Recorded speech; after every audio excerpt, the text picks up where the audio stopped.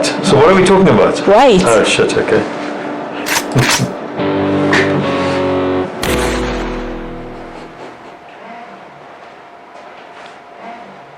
Lynette Oxley here for Tac SHAC Tactical TV. We're trying some new stuff here, so if we're laughing, because Hannes is going on leave, so we're trying to do it ourselves from our computer today. Any prayers? Welcome, Paul. Welcome, Anthony. Hello. It's been a crazy week. Hi, yeah, I know. It's We've just busy, gone. yeah. I don't know where this year is actually gone, to tell you the truth. It's madness. People are banging down my door because I've got a couple of AKs left and it's just absolutely crazy, so yeah. Any case, let's start with you were in court again on Wednesday. Yeah, so we got short notice that there was an urgent court process on Wednesday. We only got notified on Tuesday. And it was PFTC taking QCTO, the Quality Council for Trades and Industries, Trades and Occupations, and the SACITA, the South African Security whatever CETA, to court to interdict them from creating a skills development program. Why is that important? Okay, so you know on the 11th of July we got an order, PFTC got an order restoring the status quo, putting PFTC back in charge of 50480, the training standard, the training qualification. So what, then you'll also remember, guys, about a couple of weeks after that, Monty and I went through to a SACITA meeting where they were trying to start producing a skills development program for the same material, for 50480. Yeah. Now, why is this important? Well, it turns out that in terms of the Skills Development Act and the Higher Education Act, a skills development program is a minimum of 2 weeks, of which 2 weeks, so 2 weeks, so 10 days, of which 30% is theoretical and 70% is practical. So this is the training unit standards. How do you occupy people for 10 days to start with? Lots of ammo. And lots of ammo. It's going to be really so expensive. We estimate that the skills development program for 2 weeks will cost minimum 20,000 Rand per person, which effectively puts firearm training out of reach of the average citizen. Yeah. This is not accidental. Oh no. This is entirely purposeful. Remember, Vladimir Ilyich Lenin said, you probe with the bayonet. If you find mush, you push. If you find steel, you withdraw. So what they tried in the previous years is they tried to probe us with a bayonet via the SAPS, and we've managed to fight them off. With the proposed amendments and stuff like that. So then they snuck around through the back door and came up with, this is why we were all confused in July as to why they were talking about, we thought, well, but this is a simple thing for them to sort out. Why don't they just sort out? Because they were plotting. Because it's exactly what they wanted. They want to get in, so two things happen, four things happen in court. In the first place, oh my God. Oh God, hello Uji. Hello my boy. Yes, there we go. You'll see the tail wagging.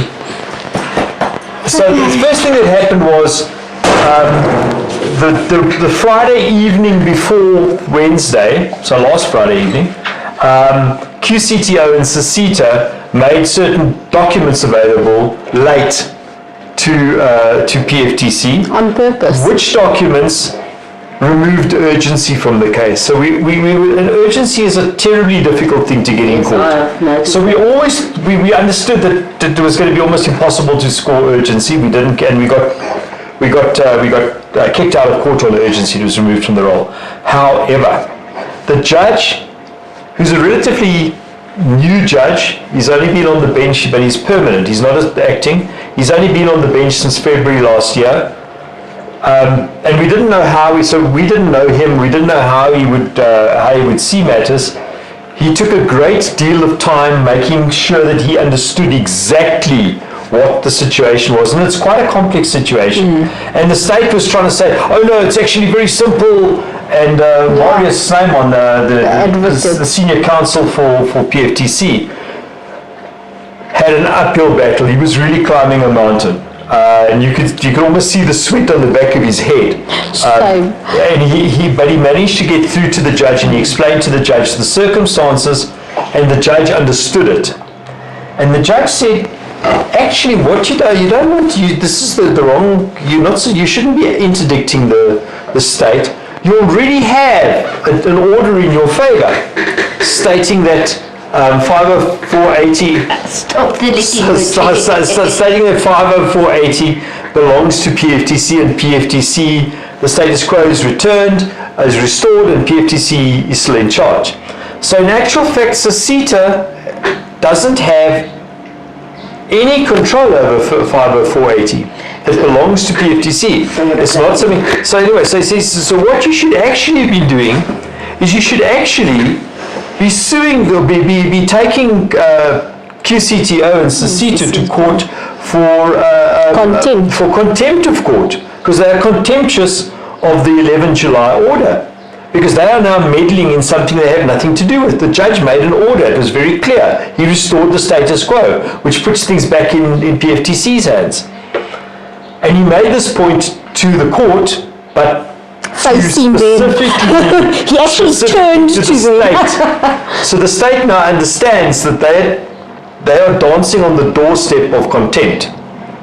Whether they listen to that is going to be another problem. That doesn't matter, because he's made the point in court. Yeah. They can't deny that they knew that they were contemptuous. Yes. You see, so it's actually set a trap for them. So if they do go ahead, they walk so into they their were own saying, yeah, but there's nothing stopping us from developing a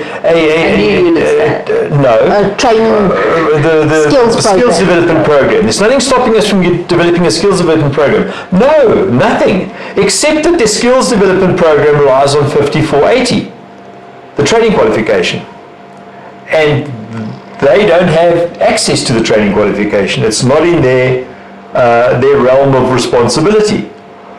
So we're pretty sure it is really complicated, which is why the judge took such a long time getting behind the swing of the axe. But he did. So because he's a permanent judge, and because he's dealt with this matter already, if it goes back to court, it will more than likely end up in front of him again. Okay. And he's already made the point now that he considers it to be contemptuous. So the state will be now on tenterhooks, because they don't really want to be held in contempt, because they'll get a massive costs order against it. Yeah. And once you've been found in contempt for something, the judges start looking at you like they look at look at Spanky and Bofu. So sorry. Oh my goodness me. Sorry, but Uji. Really? Stop it. God. Just like it. Jeez. But so the only thing more offensive this week was Spanky and Pofu's outing in the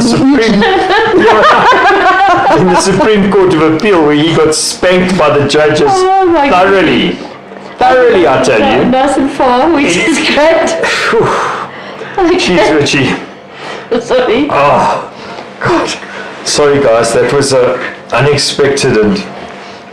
Luckily, you can only see it. Lucky you don't have smell vision. Sniffo cam. Okay, all right, guys. Sorry.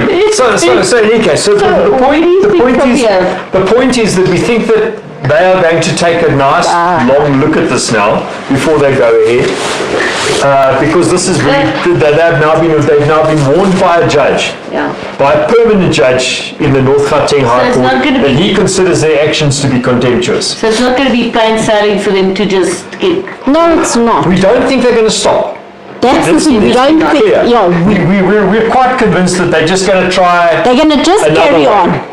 As you know, Or they're just as going to said. continue with this That's until all it they gets to the point. And it's So they costly can- for they- PPC so the- and us as firearm owners. No, it's going to be a disaster. It's going to be a disaster for very everybody. It's going to be a disaster so for many people, including all of nature conservation and game management students in the country who will be unable to get a competence without going through an extra 2 weeks of expensive training. And the not training for security guards. I'm so sorry. How? There's no ways that people... So- that For potential So the to state has earn been honestly. the state has been acting against or trying to act against and making noises against security guards since forever, because they're unhappy with the fact that there's That almost there's a million more, armed yeah. security guards in the country and 100,000 or so police. So they've been unhappy with this for a long time. So that's in their favour. They'd be happy to see Yeah, but then security what guards. happens when so what's going to happen is the guards are now, if, Yes. let's hope that this doesn't Yeah. go through, but it means Yes. that the guards are going to start asking for more money from the current security companies, which Right. means they're going to Everything will become more increase expensive. their fees, your armed response, all of that. Gosh. just the man on the Which street. will affect people who aren't gun owners as well. Yes, absolutely. But just Every load of groceries that gets delivered to your supermarket has an armed guard with it. That guard's it's going to become more expensive. Everything's It's just going to become more open up the expensive. door for more crime. It's Exactly. well, And the man yeah. on the street cannot, proficiency training for competence is already expensive. I can see on a daily basis people that really just need to defend themselves and they can't, They struggle they to struggle to afford it. Yeah. Some people have to save for 6 months to Yeah, actually no, honestly. afford it. We take down payments. I had one lady that actually paid for all 4 proficiency training for competence. She's a cleaning lady. Oh yes, I remember that. And Yeah. she paid 2,500 rands for all the 4 proficiency training for competence, which is what I charge. Yeah. And then, but she pays 1,400 rands per month to get from her house to where she works. And she only And she's a earns, cleaner. and she's a cleaner. She Yeah. only earns 4,200 rands per month. Jesus. So if you have a look at those figures, it puts. And she's not employed by private people who are No. exploiting her. She's employed by the government, just she's- by the way. Yeah. Yeah. Anyway, so I think, I mean, I it's get the feel crucial that No. people, sorry, that No. people just don't, if this goes through, it is going to be a nightmare. Gun shops are going to close down because the current firearm owners are not going to be able to keep gun shops afloat. You're not Yeah, going to be yeah, we need new people Yes, coming in all the you time. constantly need new people and you need the industry to grow within itself. Absolutely. So there's guys, for all of us, it's crucially important that we fight against this. Yeah. So what I want to say is, just to close this thing off. So in court on Wednesday, there was PFTC. There was ITA. Nikki from ITA was there. Nikki, who took a A major knock. major Yeah. lock with the last case where she got kicked out of court. There was you and I, and nobody else from the firearms community. Nobody. Not a trainer, not a Trainer, not an association. That this impacts us all of us. And yet we were the only people that actually took Pitched the up. trouble to pitch up show in court, face. to So show that face. leads me to the next point, which Monty is going to speak about. Yes. Yeah. Please, guys, the only way that GOSA can be there for you is for you to actually have paid membership. Yeah. Otherwise, we can't Yeah. pay. You guys can't pay the bills to keep GOSA alive. Yeah. So either contribute towards our legal fund or the Yeah. GOSA's legal fund, or become a paid member. A paying member. And it only starts from 150 Rand A year. a year. So, You know, Just to put it in perspective, you know. it's 150 Rand a year. Just to put it in stark perspective, I don't receive a salary from GOSA at all. But Tac SHAC ended up putting 500 Rands worth of diesel in the bakkie so we could go So to we could go to court. court. so yeah. So Tac SHAC again takes the strain. It's not fair on Tac SHAC. It's not fair on you, But I do primarily the because earner for Tac SHAC. But we're doing it because it's crucially important. It is that important. So guys, please, if you're not members, become members. If you can contribute to GOSA in any other way, please do so. It is really of utmost importance. Of course. Going into the Christmas season, guys, please think of us. Okay, so tomorrow we've got two things happening. It's the introduction to handguns. We don't have a big group because we've still recovering after Top Shot. But we have a nice group of ladies tomorrow that will be shooting handguns and going through our course of situational awareness and stuff. But for the first time, we've always asked, what about the guys? For the first time, we're not going to have the 50 cal and the 308, 308 to come and shoot on the range. So you have to pay your... We booked the rifle range. Yes. Guys, girls, if you want to come shoot the guns, we'll have them available for you to shoot. Arrive at the range. If you're not doing the ladies' introductory course to handguns, speak to Sam. Pay your range fee. Pay your range fees. $117 range fees. And come through to us on the rifle range, and we'll be selling shots on the 50 cal and on the 308. And that will also go towards fighting for your rights. Trevelo sniper rifles. So please come in.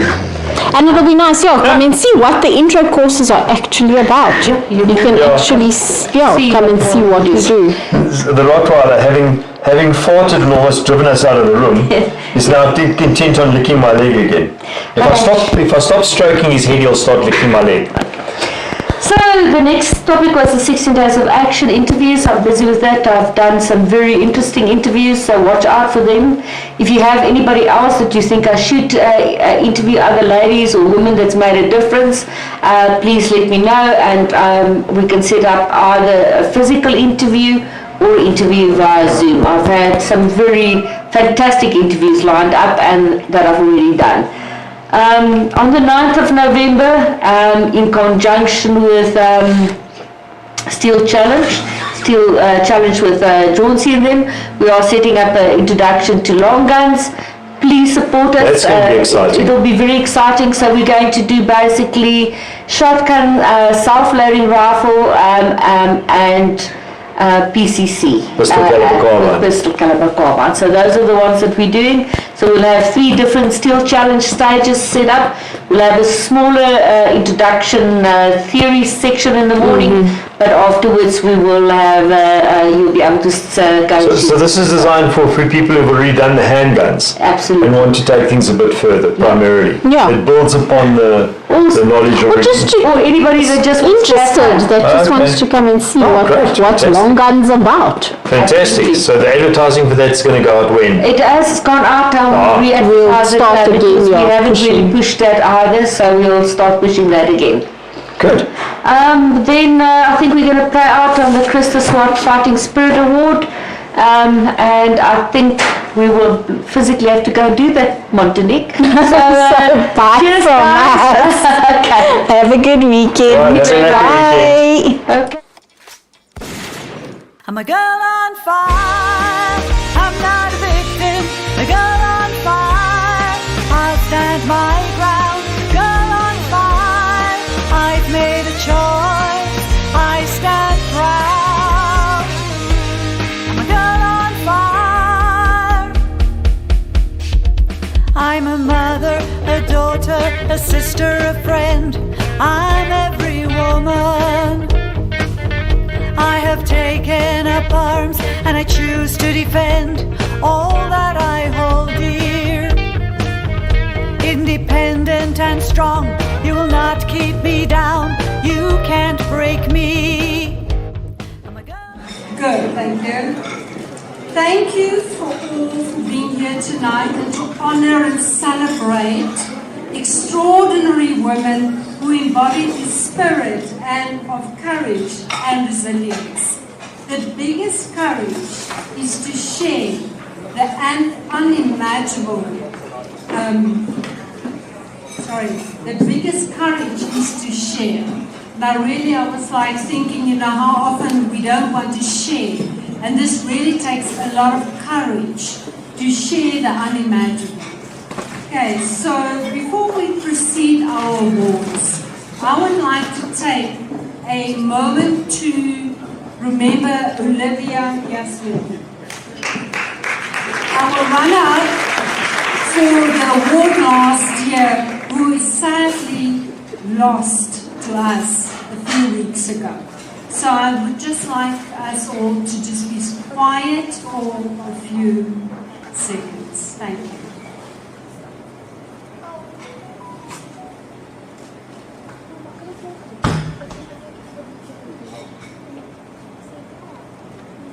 Olivia was a beacon of strength and a warrior for the victims of abuse, especially within the sports arena. Thank you. Now it is my great pleasure to invite Kesha Skuman. Where is Kesha?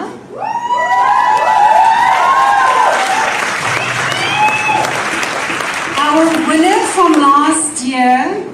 Please come to the stage, Kesha. Kesha, your courage and dedication continue to inspire all of us. We have a very, very special gift for you tonight. Please, where are you, Kesha? Step forward, girl.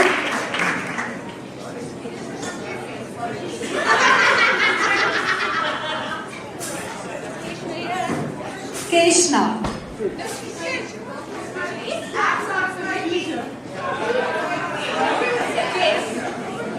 Oh my goodness. Okay. So we'll have to hand over that little gift later on. So I'll skip that part because it's a big gift. You got to be here. Not going to say anything. Okay, so next I would like to invite Martin Swart to the stage. Where are you, Martin? As many know, Martin is a long-time supporter of the GOSA Girls on Fire and the driving force behind the Krista Swart Fighting Spirit Award, named in honor of his late wife. Martin, this story has touched all of us. All of us have read that story. It is a testament of strength and the spirit of those who face adversity with grace and resolve. Know that she has left a clear impression for all of us and in this story. Thank you for being here tonight and for everything that you do. We honor you tonight.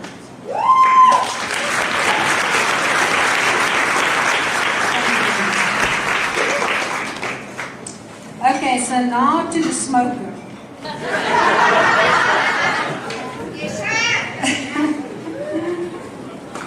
Krishna, where are you? Please, step. No, it's okay. We will forgive you for that one. Krishna, your courage and dedication continue to inspire all of us. We have a very, very special gift for you tonight. Please receive a voucher from Beans Accounting and for Ribbons of Justice, your own non-profit organization. The voucher is to the value of 16,000 rand.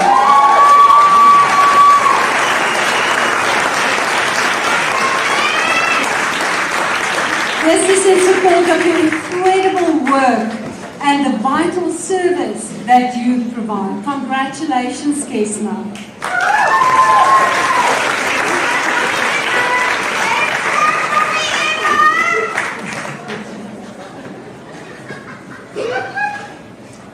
This year's Krista Swart Fighting Spirit Award continues to celebrate who, despite facing unimaginable challenges, have emerged as a beacon of hope and of resilience. Each of our nominees has demonstrated extraordinary courage. You showed us strength in your scars by sharing your experiences with us. Debashani Naidu, can you please come to the stage?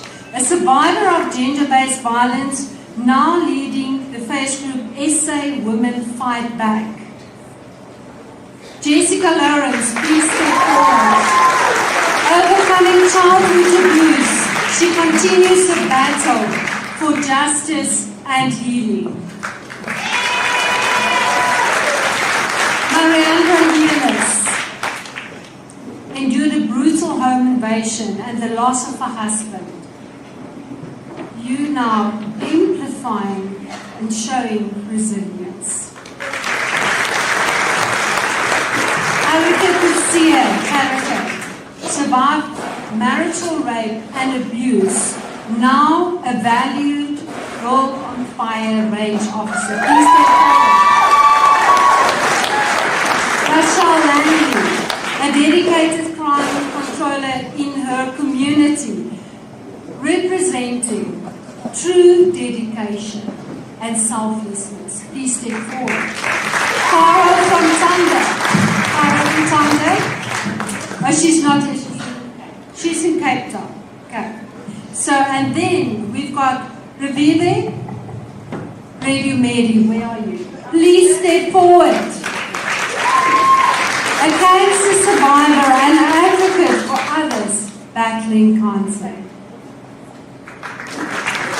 Now, let's honor our winners.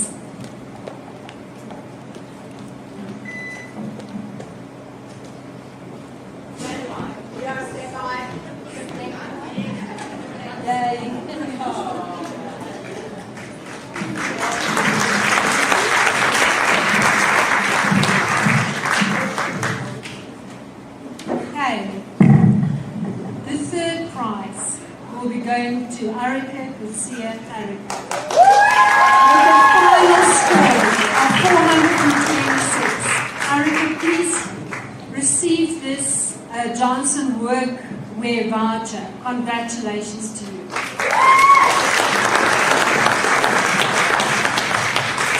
The second prize will go to Jessica Lawrence. With a final score of 427. Jessica, congratulations to you and receive your Johnson Workwear voucher. And then our first prize, the Fighting Spirit Award, the Krista Swart Fighting Spirit Award. This will be handed over by Bernard Agencies and Glock, firearm manufacturer from Austria, Oleg. You, Lieberman, you have traveled all the way to South Africa for this very special event. Please step to the stage. Nikki Berman and Oleg will come on stage. They respect and value the fighting spirit of women and the ladies here.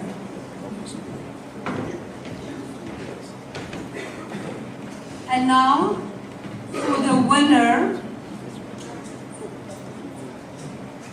of the Fighting Spirit Award. Are you ready? Mariana Yearless. Score of 444. Mariana, please receive this award. It's a voucher for a firearm and proficiency training from Bernard Agencies and Tac SHAC. You deserve this and we recognize you.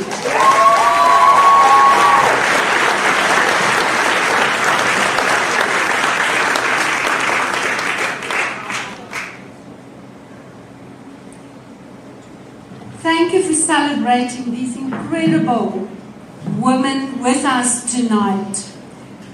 Their story are a powerful reminder of strength and a capacity within us. We have been reminded that healing is not a destination, it is a journey. Growth through the pain and hardship can be powerful catalyst for personal growth.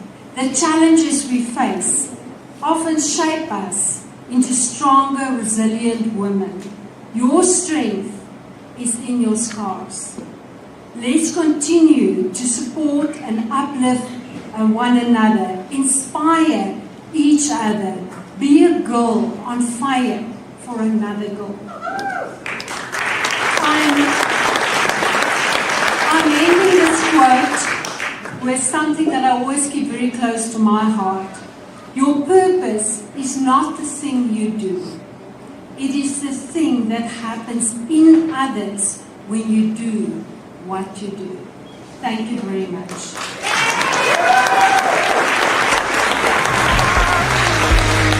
Girl on fire. I'm a mother, a daughter, a sister, a friend. I'm every woman. I have taken up arms and I choose to defend all that I hold dear. Independent and strong, you will not keep me down. You can't break me. I'm a girl on fire.